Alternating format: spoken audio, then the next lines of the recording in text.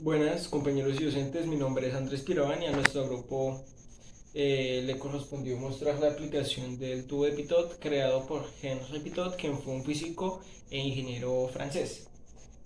Bueno, el tubo de Pitot, la aplicación básica es para medir la velocidad de aviones, barcos, para medir también la velocidad no muy precisas de conductos y, y canales.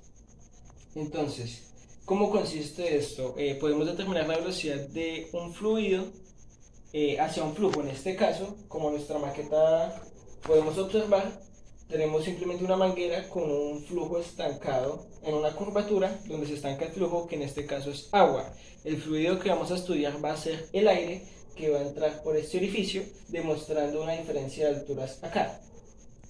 Bueno, la idea de esto nace que uno puede encontrar la velocidad de un fluido gracias a la presión de estancamiento y a la presión estática.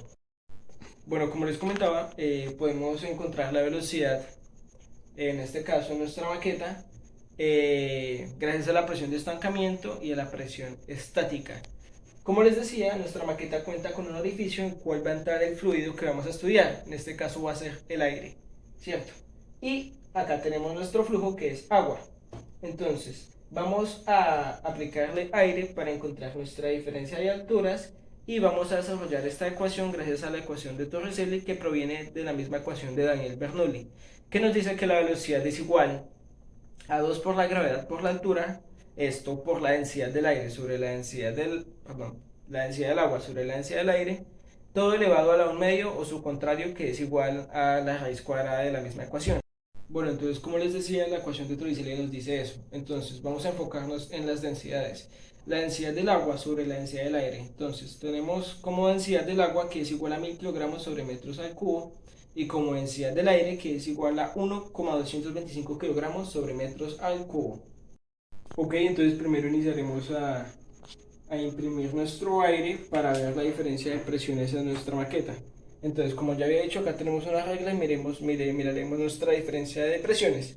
Acá evidenciaremos que estamos en cero y que nuestra maqueta está nivelada perfectamente. Vamos a empezar con una velocidad media.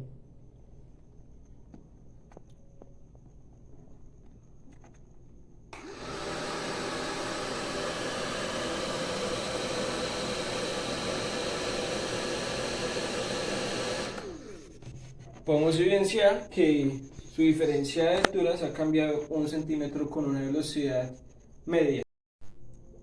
Ok, entonces como observamos, con la velocidad media, tuvimos una altura de 1 centímetro, que traduciéndolo a metros es 0,01 metros. Entonces nuestra fórmula de Torricelli nos dice que la velocidad es igual a 2 por gravedad por altura, todo esto por la densidad del agua sobre la densidad del aire, todo elevado a un medio o su contrario, que es la raíz cuadrada de este mismo. Entonces gravedad, trabajamos con 9,81 metros sobre segundo al cuadrado, la altura 1 centímetro que es 0,01 metros y la densidad de la densidad del agua y la densidad del aire, que el agua va a ser nuestro flujo y el aire va a ser nuestro fluido que estamos estudiando. Simplemente reemplazamos, entonces 2 por 9,81 por 0,01, que viene siendo la altura en metros, por 1000 sobre 1,225 todo a la 1 medio. Y este resultado nos da en 12,65 metros sobre segundo al cuadrado. Y tiene toda la razón porque estamos estudiando la velocidad. Entonces, nuestra velocidad en ese momento del fluido que ingresó a nuestro tubo de Pitot nos da este resultado. Ok, ahora lo veremos con una velocidad más alta. Ya vemos lo que sucede con una velocidad media del aire y ya resolvimos la ecuación con la ecuación de Torricelli. Entonces simplemente ahora imprimiremos un poco más de velocidad en el aire y veremos qué altura nos da nuestra maqueta del tubo de Pitot.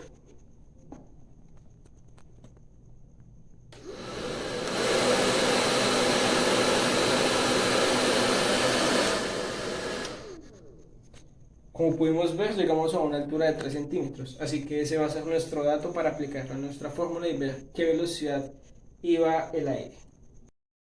Ok, aquí tenemos la misma fórmula de Torricelli, pero con nuestro otro dato que fue con la velocidad más alta de nuestro secador hacia nuestro tubo de pitot. Vimos que hubo una diferencia de altura de 3 centímetros y eso traduciéndolo a metros es 0,03 metros. Entonces tenemos los mismos datos anteriores que nunca van a cambiar, lo único que va a variar va a ser la altura. Simplemente reemplazamos 0,03 metros, todo esto a un medio, su contrario que es la raíz cuadrada, y nos da como resultado 21,92 metros sobre segundo al cuadrado, que esta fue la velocidad con la que entró el fluido, que en este caso fue el aire, a nuestro tubo de pitot. Y pues esta velocidad fue la que movió nuestro flujo, que en este caso fue el agua. Ok, compañeros, así que esto fue todo sobre el tubo de pitot. Ya vimos la aplicación, para qué sirve, cómo se desarrolla su ecuación y qué podemos hacer con esto. Así que gracias por su atención.